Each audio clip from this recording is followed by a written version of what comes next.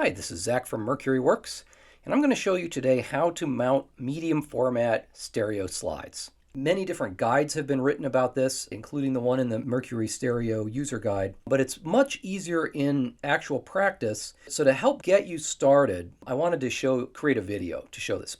Do my best here to show you the different techniques, but a lot of it is art. There's a lot of decision making. There's no perfect or proper way to mount slides, but I will say that it is certainly a bit more challenging to mount medium format slides than 35mm slides in standard mounts because they kind of do all the work for you. However, you have very little control. Now, the blessing and the curse of medium format 3D slides is that you have to make a lot of decisions, but you have a lot of control.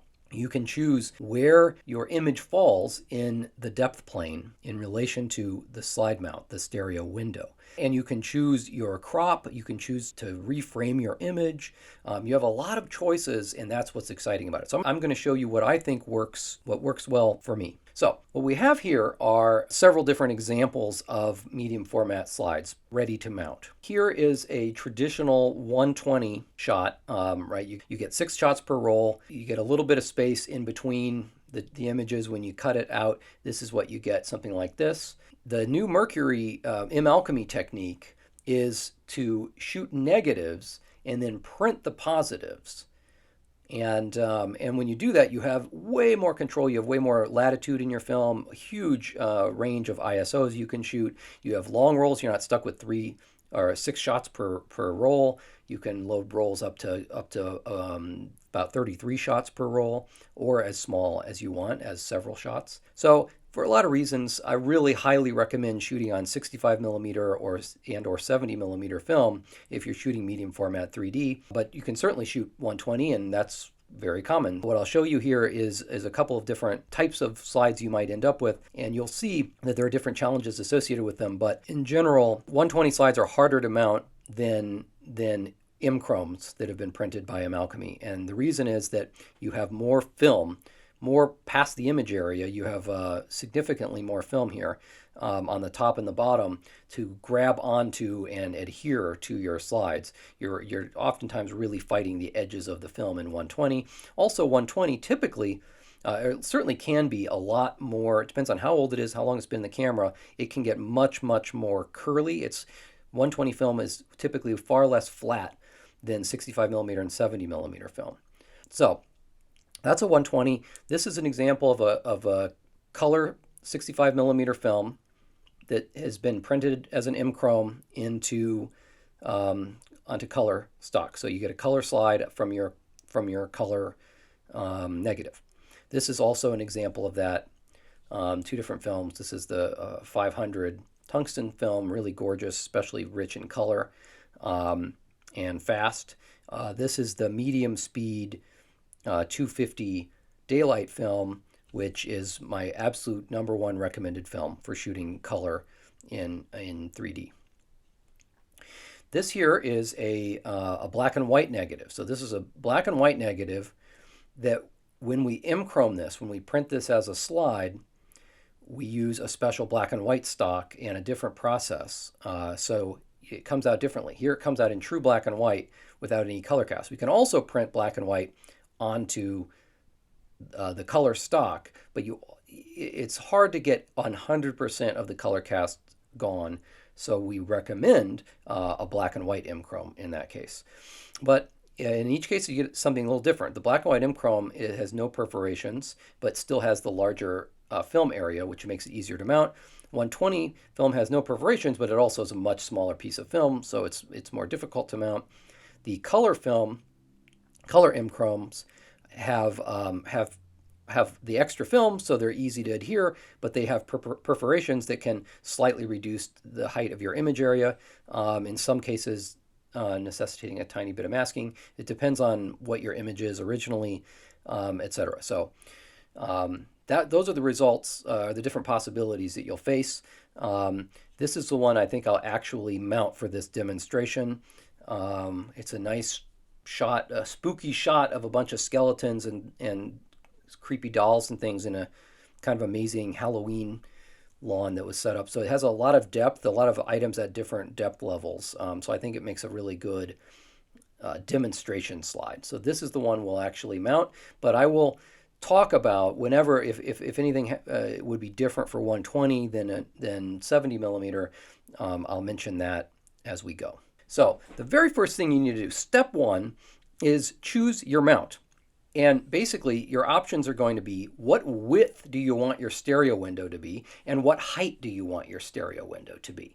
And there's no set answer. Of course, this is different for every image. Very common mistake I see, I've viewed a lot of people's mounted slides, is people choose the biggest mount they can, oftentimes that's 50 by 50, and just frame their entire image. And of course, that removes all of the artistry of cropping. Now, maybe you perfectly composed that image when you shot it. In many cases, there's some compromise involved in a 6 by 6 image. Sometimes you want it to be a more trimmed to more of a rectangle, cropped to more of a rectangle vertically, because you actually have distracting elements on the edges.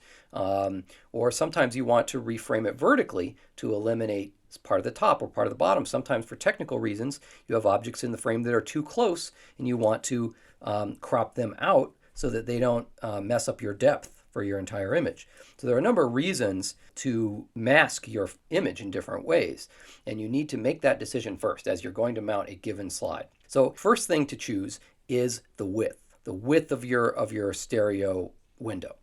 One of the obvious default choices here is a 50 by 50 window. When you actually look at a slide mount, it comes as one piece like this to start with. Mercury Works manufactures these slide mounts and sells them. There are also a couple of other people who make and sell these. They can be die cut, which is how we do it. They can be laser cut. The downside to laser cutting, though, is you'll get char, residue that I don't really like getting on my slides. Sometimes we make special slides that are custom ones that are laser cut, but we prefer to die cut them because they come out cleaner. And basically what you do is you'll fold it over.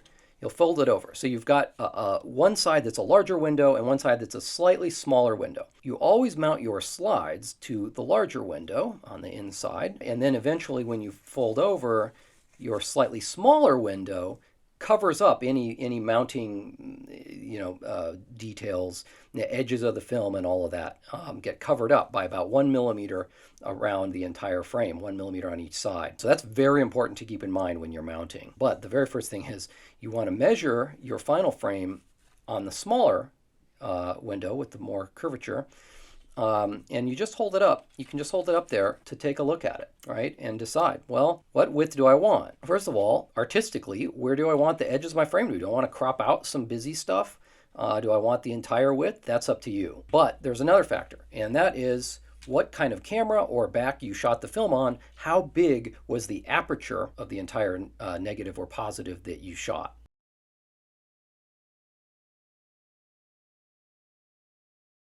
Once you've chosen your horizontal mount size, you need to choose your vertical. So for any given horizontal mount, we have a number of different vertical dimensions. For a 50 millimeter wide mount, we have, for instance, 50 millimeters tall, or 48 millimeters tall, or 45 millimeters tall, or 40 millimeters tall, going all the way down to a thin panoramic image that could be used for 35 millimeter film, or for medium format that you want to create a thin strip of. Now this really depends on a couple of factors. One is, of course, artistically, where do you want to crop? How much top or bottom do you want to crop off? Or do you want to minimize that, or do you want to crop more? But sometimes there are technical reasons to crop as well. For instance, if you have an object that's very, very close to the lens and creating too much depth in your image, you might want to crop it out because you just can't, the eyes can't legally fuse it along with whatever is in the background of your image, whatever is farther away. All right, it's all about the amount of depth that's been captured on film and whether or not that can be comfortably viewed when mounted in various ways for viewers. All right, so for instance, this image, I have a wide variety of options here. You know, I might say, okay, so here is a 48 by 48, which I think is a really a pretty good frame for a lot of things. It crops out a bit, so you have a little bit of opportunity to crop around but it's pretty large. It's also a nice square. That's probably what I'd use for this image. There's nothing really in the foreground that I'm worried about, right? There's nothing too close to the lens that it's going to cause a problem, even though we have things very far away. We have clouds at infinity. We have a mountain range visible in the far background, trees deeper in the jungle back there. We need to be able to fuse that image at infinity. That will limit how close our closest subject can be to the lens in order to make something comfortable to view. I'm not too concerned about this one, but let's say there was something sticking further forward at the, in the front of this boat, something really close to the lens, like this guy's reaching his arm out toward the lens or something like that. If that were the case, I have a little bit to play with here. I can choose how much sky versus the bottom of the boat, and so I have a bit to play with. I could crop out a little bit, but if he was really sticking his arm up a little higher, I might need to go down to a smaller size. For instance, 40 millimeter tall. Right? Then I could crop out some of the foreground if I needed to and still get my depth in the background. So actually, sometimes choosing your horizontal window size and choosing your vertical window size, they're reciprocally related when it comes to creating an image with the right amount of depth. In cases where you have an object at the bottom of the frame that's also in the extreme foreground, you have a couple of options. You could choose to make a narrower, less wide frame in order to move the images essentially farther apart in order to minimize where those objects in the extreme foreground fall. Or you might choose to go with a wider frame, but a shorter frame vertically that crops out some of those items that are very close to the lens and hard to fuse. Never think that you only have, one way to do this. Every image presents a different set of problems and possibilities, and you're really looking to maximize the impact of that slide and to minimize any problems. And sometimes it's a balance between those two things. You can't always do both perfectly. You're always going to find the right balance between artistic expression and technical comfort, let's say. Okay, well, here's another example, right? So we have this turtle. This is a case where actually the camera is way down on the ground. Turtle is in kind of the mid-ground. How much of this extreme foreground do I want to actually appear in my slide? Some of this might be experimental. I say, well, this looks really bad. These are so close to the camera and the far objects are so far from the camera that there's just no way this is all going to fit together comfortably. So I think I'm going to crop it down, right? It would be better. And plus, maybe I just don't like this composition of this tree going up so high. I really want to focus on this turtle and not on the top branches of this tree. So maybe, again, this is a candidate for a less high frame. And then I also have to decide how wide. Okay. So I've got a number of options here. Back to the one we're actually going to mount. I want to just look at this again. It's a busy image, right? I might want to crop it down to make this image less busy. However, I might in this case have fewer options because one, do I want to include all of the top story of this house? The subject here is maybe this very scary doll. And of course, this skeleton here. And I chose this skeleton as the foreground subject because it's leaning dramatically backwards. So we're going to have parts of this skeleton that have less depth, are closer to the lens, and parts of the skeleton, including the skull, that actually are leaning back and farther away. And I thought that was very interesting. So I want to focus on that. Do I really want to focus on the second floor there? I'm not sure. So I'm inclined to say, okay, I might want to crop down a little bit here. Also, I may have problems with this foreground. The knee bone looks very close to camera, and I think it could give us problems. It's also at the bottom of the frame. It might be very awkward to have something that's kind of sticking out the very bottom of the frame. All that's leading me to say, well, maybe I want to crop this vertically. I want to reframe this a bit. Maybe I want to take out those knees and get just part of the house. I don't need to see all this roof. Well, what about a 48 by 48 that's just cropping down vertically a little bit, allows me to center on the sides. But I'll tell you what I don't like. I feel like there's a grouping of ghost-like creatures in the background here, and I don't like, it's weird to crop them off. I don't know. I feel like cropping them off awkwardly like that makes it unclear what they are, and it might be better to have a wider frame. So I'm inclined to say, let's go with a 50 millimeter wide frame. This is 100 and I believe about 120 millimeter wide aperture on this. Even for 117 or larger, we could use a 50 millimeter here. This is a 50 millimeter by 50 millimeter, which is pretty much the maximum realistic size. You see everything. So I don't know, should I do that or should I do a 50 millimeter wide, because I like that, with a crop vertical? Hard to say, right? Which should we do? I'm going to go with the 50 millimeter wide by 40 millimeter high, because I think those knee bones are going to give us trouble. This is a totally personal artistic choice, right? Since we've chosen our slide mount here, we're ready to go. What we need to do is, this will come flat, and we need to bend it a little bit at the crease. Right, so you look for the side of the slide mount that has the little indentation, the little trench across it. That's their top. That's the top side, and you fold down. If it's raised, that's the side you want to fold in. If it's a trench, that's the side that would be the top.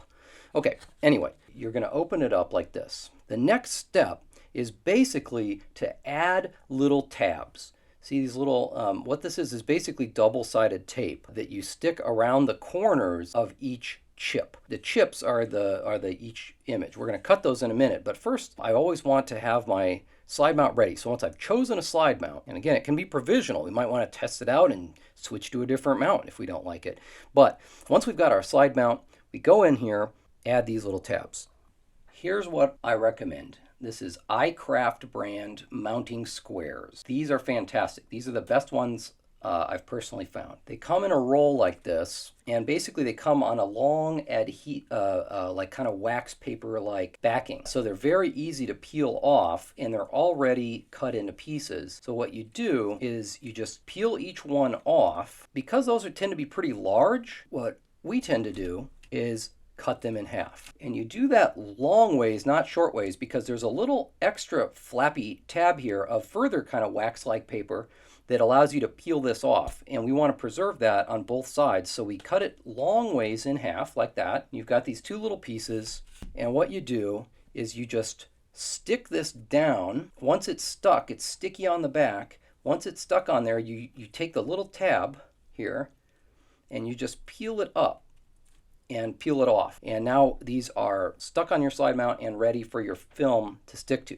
Now these are sticky enough to hold your film on your mount, but not too sticky that they're permanent. It allows you to stick it on there, pull it up if you need to, reposition, stick it again. You can do that for as long as you need to get them perfect. Once we've got the tabs on there, I'm going to cut my chips. Now, when you're looking at a piece of film, how do you know which side is up? If you know which is your left and your right based on remembering from when you shot it, then you're fine. If you don't remember, one thing you can do is look at the writing on the film. For slide film, traditional slide film, when you can read the writing left to right, your image is correct. You're looking through the base side of the film with your emulsion on the back, and it's correct. When you make an M-Chrome, now this one doesn't actually have any writing on it.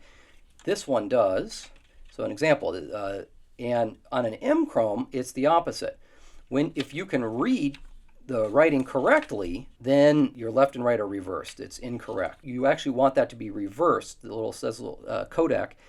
You want it to be reversed so it's not readable, and then you know you're correct. Now with M-Chromes, this always comes out so that if there's a little bit of curl on the film always should be curling upwards, and that's another tell that you're correct. So on this one, I don't have the text, but I both remember how this is supposed to be, and I have the little bit of curl to remind me, right?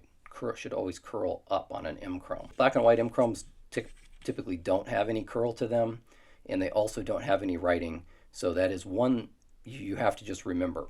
Or you can look really closely and find which is the shinier versus the less shiny side, and you actually want the less shiny side up. It's always best if you remember what the proper orientation is, and of course, sometimes it just doesn't matter. That's left to right.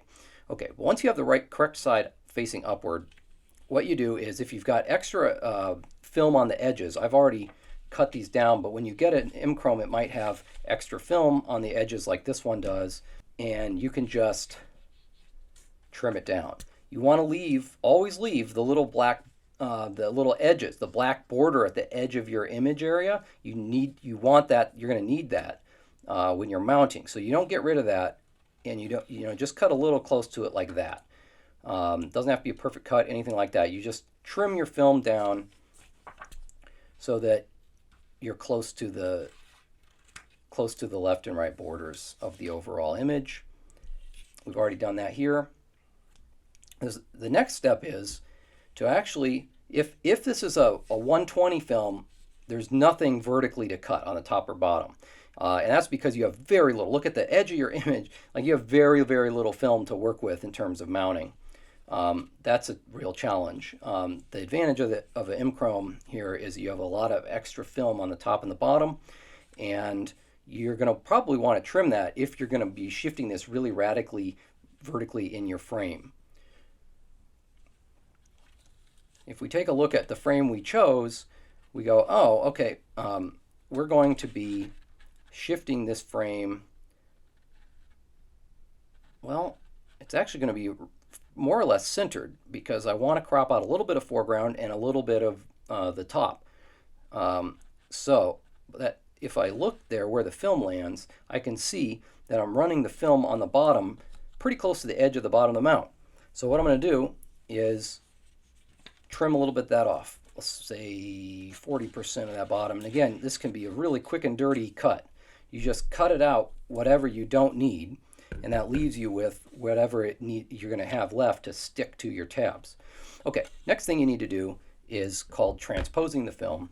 And that means you have to swap the right side with the left side. And that's just how it works. It's always reversed when you take it. That's true of slide film, M-Chromes, anything. Once you have a positive image, you have to swap the left and right chips in order to have a proper stereo image. If you were to not swap them, you would get a pseudo stereo image.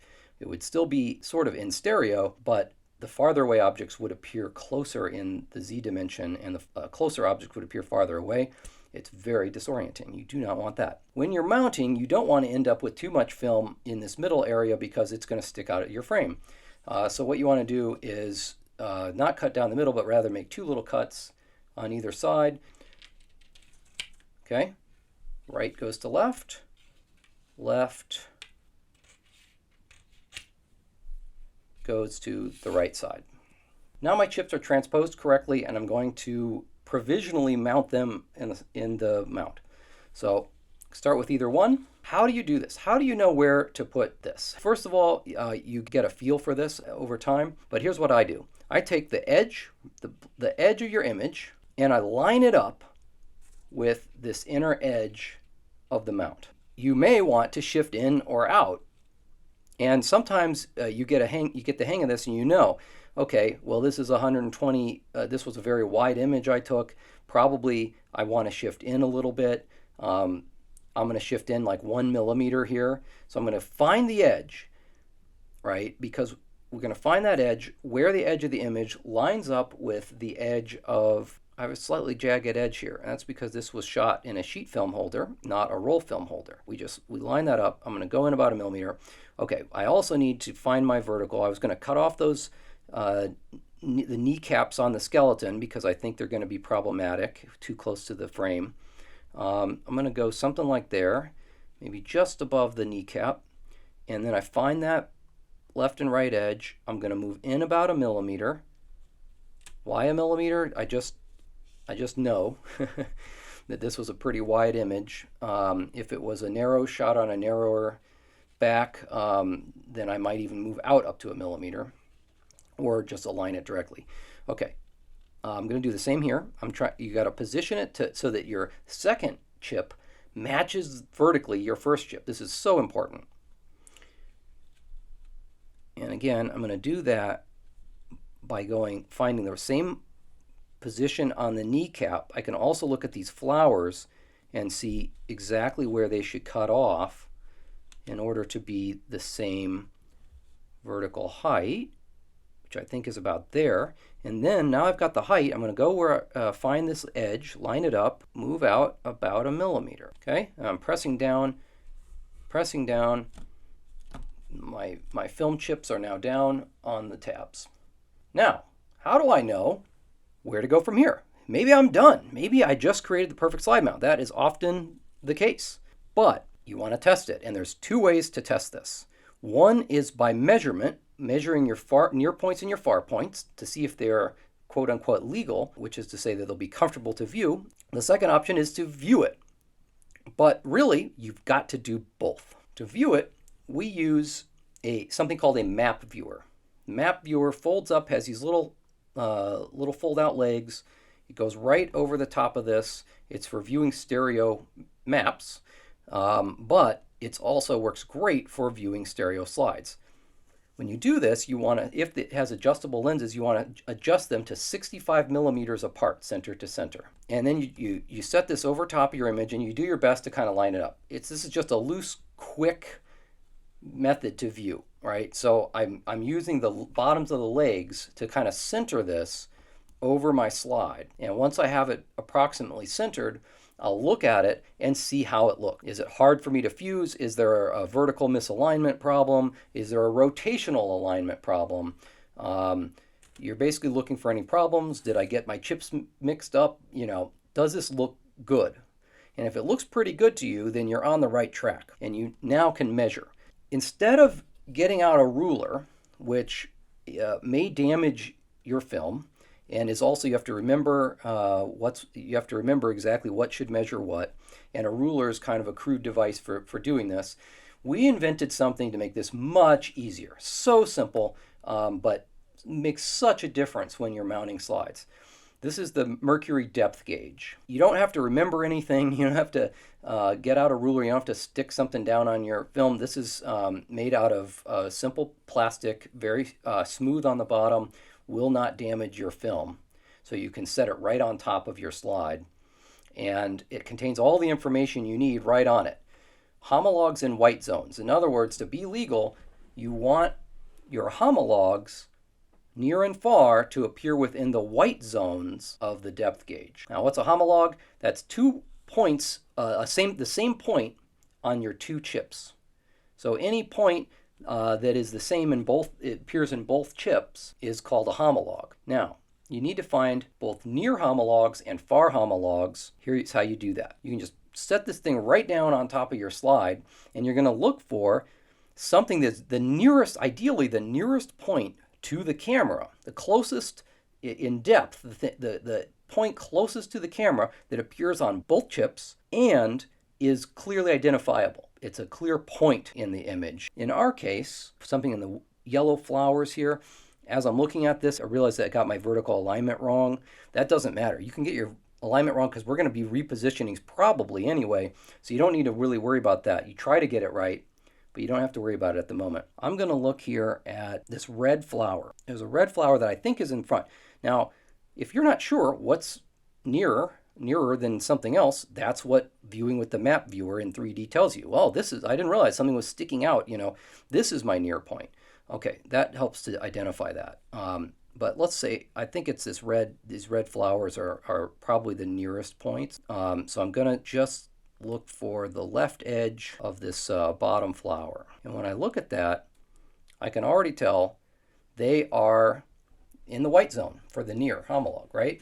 But it's not, see there's 2 little points. That's kind of the extreme. That's as close as you want your objects to get, because at that point, they're basically at the same depth as the window itself. So unless you want something sticking out the window toward you, which you certainly can do, but you generally don't want it to clip an edge of the frame, and these flowers do clip an edge, so I don't want them to go any closer together. I don't want them to go into the red zone here. However, they've got a couple of millimeters of room to play. They're well in the white zone, right? So that's fine. That just means they're a little further away than the window is. But I'm going to note the fact that I have depth to play with there. I can bring them closer to the viewer, and they would still be fine to view. Now let's check our far homologs. What's the farthest point away in this image? I think probably realistically what I can see is this tree that's way behind the house, way in the back there. I'm going to look at this kind of clumping of leaves toward the right side of the tree. What does this show us? We are in the red zone. Our far point is about 2 millimeters farther out I can see that because each one of these red lines is a millimeter. It's about 2 millimeters out from where it needs to be. Now, look at which direction we have to move these two chips in order to fix our illegal background. The chips need to move closer together. They're too far apart. They need to move closer together. Now, remember how I moved in maybe a little bit around at 1 millimeter. I moved each chip 1 millimeter in from the edge. I actually should have moved it 2 millimeters in because that would perfectly align our rear depth at maximum, right? To hit maximum, now we could bring it in even closer to that and be clearly in the white zone. The white zone is infinite here. But if we want to shift it so that the background, the farthest point in our image is at the maximum depth away from us, when we view it, then we want to hit that number. So I've got to move at least 2 millimeters to become legal. I could move more than that if I wanted to, if I needed to. Now, with the front, how much do we want? How much would we like to move? What if we want to bring that red flower to the absolute closest point we want to?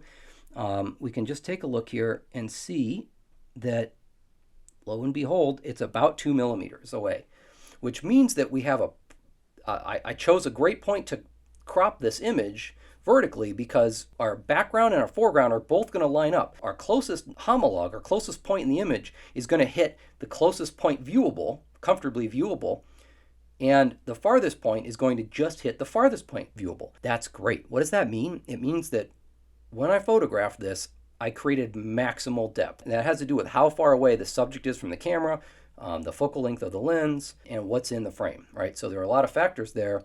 And what I did is I wasn't quite perfect because I got something that's going to be a little too close to camera, but we fixed that problem by choosing the smaller vertical dimension for this slide. We went with maximum width, but smaller vertical in order to crop out that area. And what's left, now the closest point, there's a perfect amount of depth in this image to optimize its position within the vis-a-vis the stereo window, i.e. the mount itself. Okay, so now we know how to fix that. All I'm going to do is going to peel up the chips one at a time. I'm going to pop it up, and instead of 1 millimeter in from the edge, I'm going to move 2 millimeters in from the edge, while also fixing this vertical problem.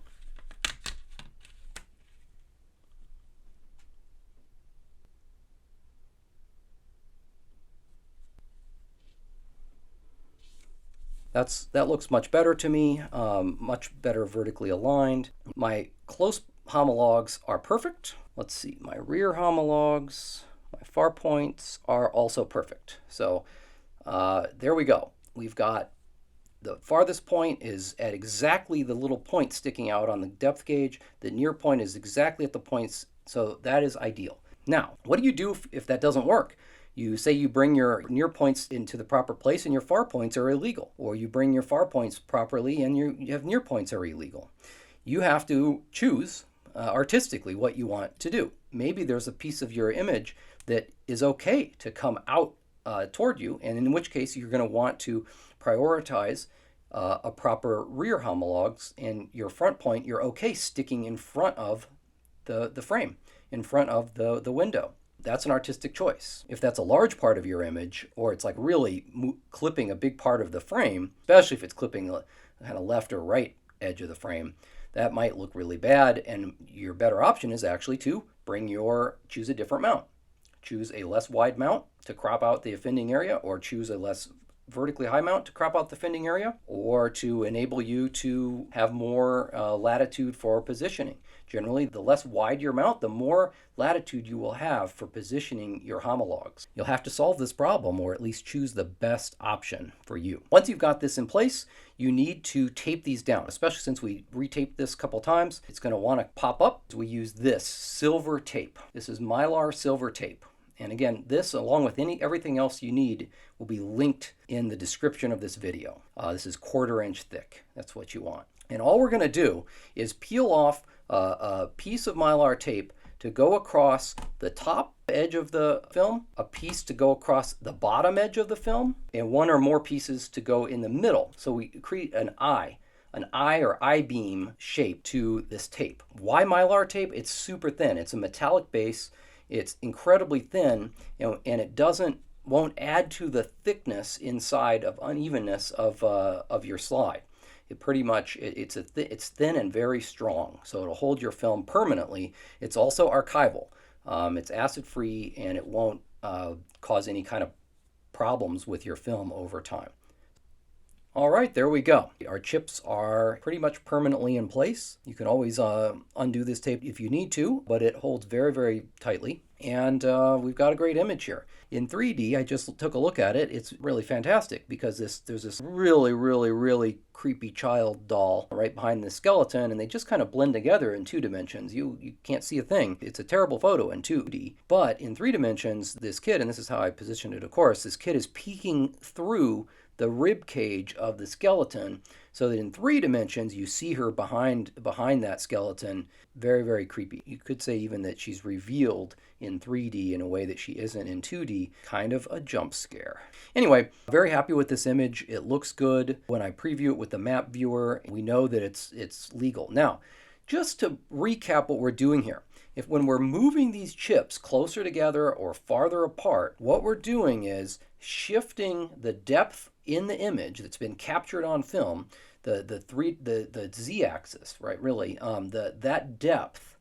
We're taking that and we're moving it forward or back in relation to the slide mount, the window in the slide mount. When the depth gauge tells us how far apart these points should be and when they're legal and when they're not. If they're illegal, it means we've gone past we've created too much depth in the image. We've pushed the image too far away from the eyes, and too far away so that the eyes can no longer fuse parts of that image. And when we bring them into the red zone, our near points, we've essentially brought them too close together for the eyes to easily fuse.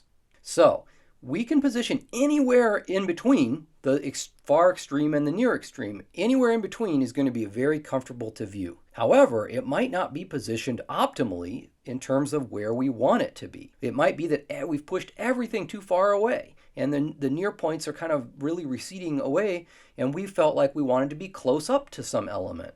In that case, we bring them closer. We just don't want to go past the red zone, into the red zone, but within the white zones in the back and in the front, we can shift our image forward or back, right? So you have a lot of capability there. Well, it depends on the depth in your image. This was a lot of depth in this image, right? We have a very near point and we have a pretty darn far away far point, so there was a lot of depth there. I didn't have a lot of leeway. I didn't have much room to move, in fact, almost none. I even had to crop out a little by choosing the smaller slide mount in order to eliminate a little bit too much foreground closeness in order to hit that point where we now have optimized it. So in this case, it was kind of a right answer, but a lot of times that's not true. I try to shoot to maximize depth. I'm trying to make sure that there's a lot of difference between my near point and my far point a lot of the time. Sometimes you end up with very, less depth, and that's okay. And then you're going to choose when you mount it where the depth that you do have lands in relation to the depth of the person viewing the slide in relation to the window of the mount itself. That's the theory behind this. That's what we're doing when we're shifting this. It's just that there is such a thing as too close and there's such a thing as too far, and so we're trying to get within that optimal zone and not exceed it on either side. But as I said, if you do exceed it, you've got to think about what's important. It might be that your foreground is most important to you and you position accordingly to bring that into optimal depth, and your extreme background, maybe you only have a tiny little sliver of something that's super, super far away. You don't care if someone can fuse that or not because that's not what they're going to be focusing on. That's okay. Then that's a case where you might take the background and let it go past the maximum in order to emphasize the foreground. You might alternately do the opposite, right? And you have a huge swath of your images in the background. You don't want to compromise that, so you put that at the farthest possible point. Maybe it's better to crop, but maybe you have to let something come forward. Maybe, again, like I said, if it were the skeleton's hand and it's not being cropped out by the border, it would be okay for that to come in and actually reach into past the frame to come in closer to the viewer. That would be great, in fact. I wish that were the case, but it isn't. Instead, my closest point are some plants and the legs of the skeleton. Well, that would not look good to be emerging closer to us than the frame.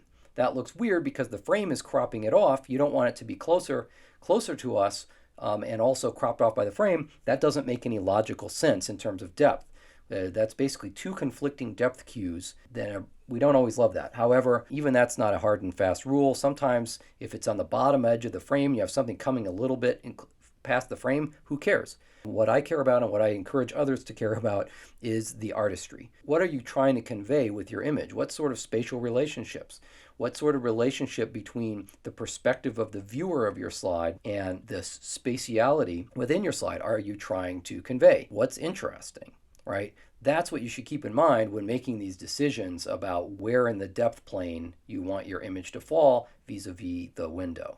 That's about it. One thing I just want to mention is sometimes you end up with something that you want to crop out that falls within your image area nonetheless. What you can do is you can add a thin material here, and there's a couple of options. There is black opaque window film for blacking out windows, like windows in a house or a car or something. It tends to have a very light adhesive on one side. That works great. You can take that, you can cut it to the size you want. You can use a paper cutter to cut a big chunk, so you can add that in.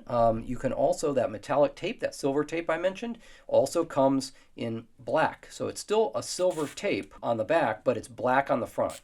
It's shiny, but it's black. So you can actually take it and bring it across your image and mask a tiny bit at the top, tiny bit at the bottom. You could even do a diagonal mask if you got something weird in the foreground on one side only. You can kind of do a little diagonal mask. You do it on both sides. It tends to not be too strange to view. This is very shiny, but in a backlit viewer, there's no light hitting the front, and this will act as a effective mask. So that's a kind of an advanced tip there to fixing weird problems if you want to mask something out in your frame. However, of course, it's always best, it looks best if you choose the proper sized window in your slide mount. That's why it's important to have a lot of options. That's why we sell our slide mounts in packs by width with a whole variety of heights in each pack, so that you have a lot of options, because we might have changed our mind as we were doing this. Said, oh, well, let's open this up and go wider. Or we might have started with that 50 by 50 and go, oh no, that's not good. Turns out that these things are too close. They're ugly. We don't want these to appear in the frame in the very foreground here. Let's crop it. I made that decision early on to crop down, and that was a good one. But sometimes you make the wrong choice. You take a look and you go, this could be better. Well, I encourage you to then swap over to a different mount. Each one of these images is precious. It's worth getting the mount right. However, I'll say that most mounts, most attempts to mount a slide go really quickly and fast, and bam, you hit it right away and you're fine, especially after some practice. But sometimes I find something that I just want to get perfect, and I have to switch a mount. I have to really play with the spacing, maybe play with the vertical position until I get it perfect, because there's nothing like a really beautiful slide to view. Okay, final steps here. What you need to do is you're going to have to fold down the front. That's how you have your final image. It looks a lot better than with all the tape and excess in there, right?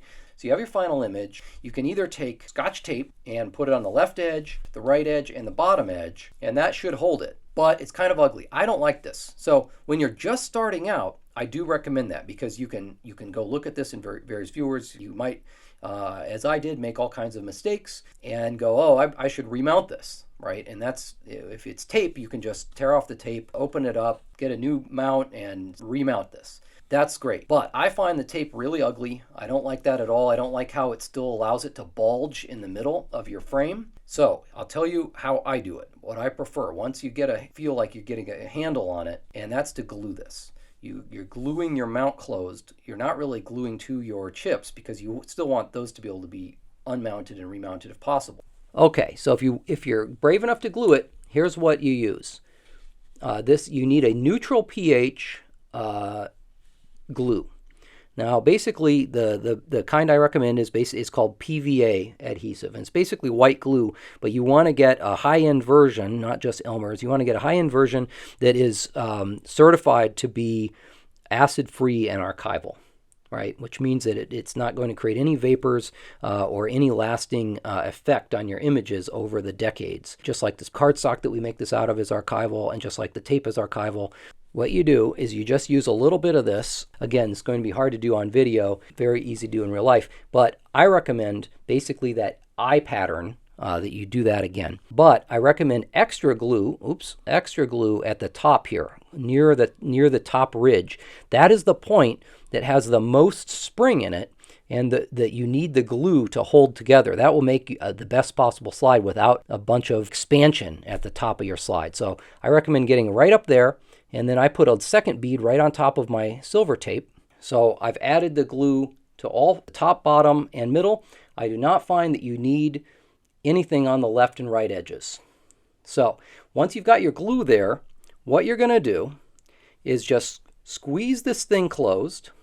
And what I do is I put it in a little piece of wax paper. We're going to put this inside a book. In case any glue squeezes out the edge, I'm going to protect the book by putting this in a little piece of wax paper. And then you get a big, thick book. I like Play-Doh. Stick it down into the center of the spine, close the book, and let it sit overnight. And you will have a very solid, beautiful, strong, good-looking slide mount. So we'll let this sit overnight, and I'll show it to you. Okay, I've waited for the glue to dry and pulled my slide out of the book. And now we just open up the wax paper, pull out the final slide. There we go. It's a beauty.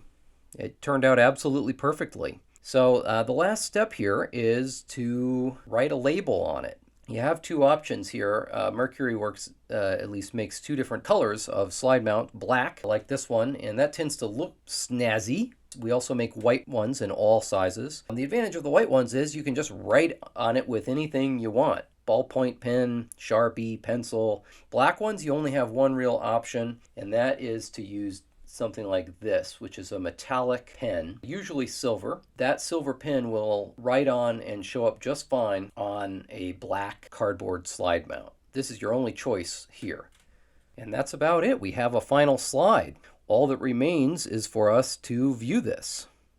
This just goes in here.